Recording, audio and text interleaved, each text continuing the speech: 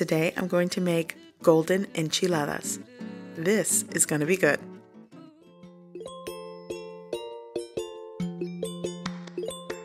Okay, so today I'm making gold enchiladas, and I'm going to be using squash blossoms. So I went to the farmer's market yesterday, I'll link that video below, and I purchased these. So here I'm just cleaning them up. You'll want to remove the stem, remove the centerpiece called the anther, and the sepal, which are these little spiky leaves. And as I was cleaning these up, I realized a half pound is not going to do the trick for this recipe. I need more.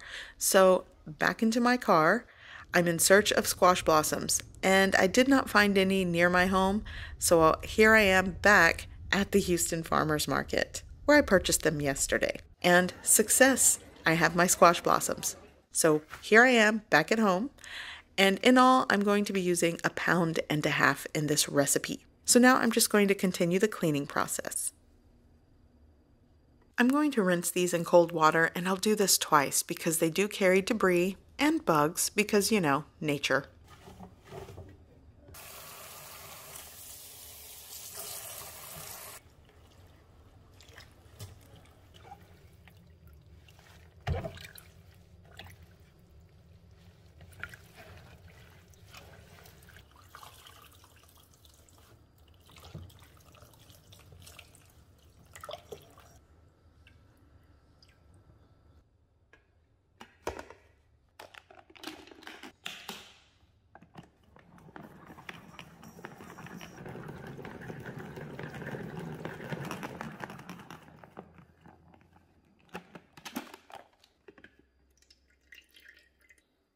Now I'm just going to rough chop my squash blossoms.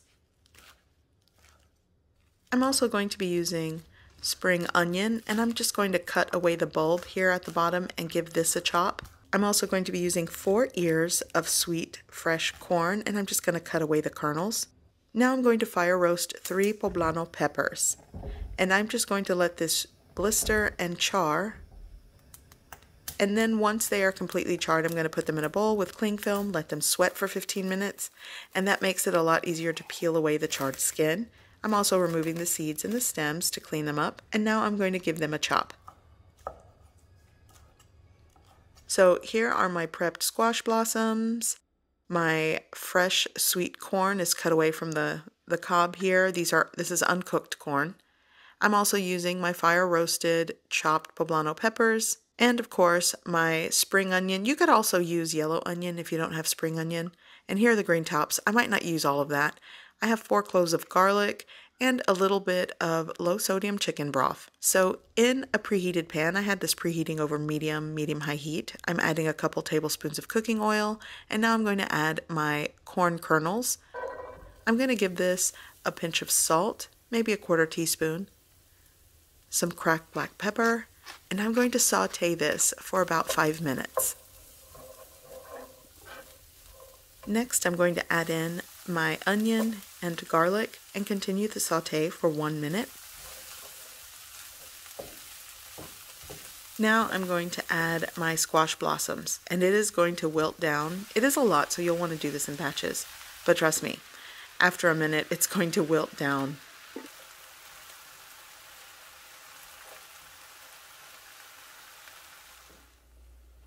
Now that everything has sauteed, I'm going to reserve around 1.5 cups to 2 cups of this corn saute for the filling.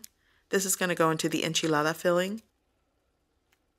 The rest is going to go into a blender for the puree, or the sauce that goes on the enchiladas. I'm going to add a little bit of chicken broth, a 1/2 cup of table cream, a pinch of salt, and I'm going to puree well.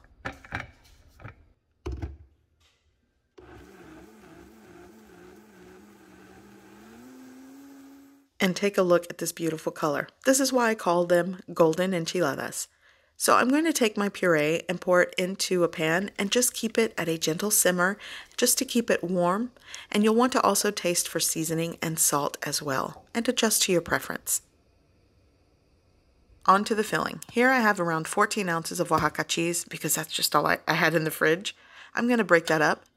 Now I'm going to add my corn saute the fire roasted poblano peppers, a little bit of the green tops from the spring onion, not all of it, and just mix. And this is going to be the cheese filling for these enchiladas.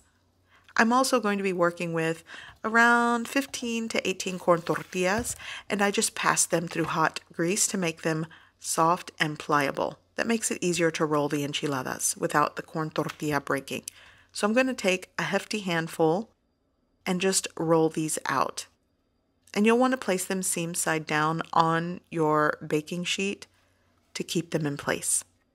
So there's several ways to make these. Here I'm just going to place several enchiladas on a preheated griddle and just let the cheese get melty. And then once the cheese gets melty, I'm going to add a ladleful of my sauce onto a plate and sort of spread it around. Then I'm going to add the warmed enchiladas right on top. Then another ladleful to smother the top.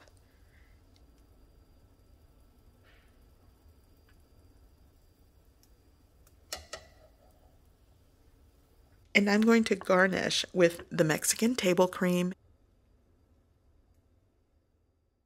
and a garnish of those green tops from the spring onion, and enjoy. And it's as easy as that.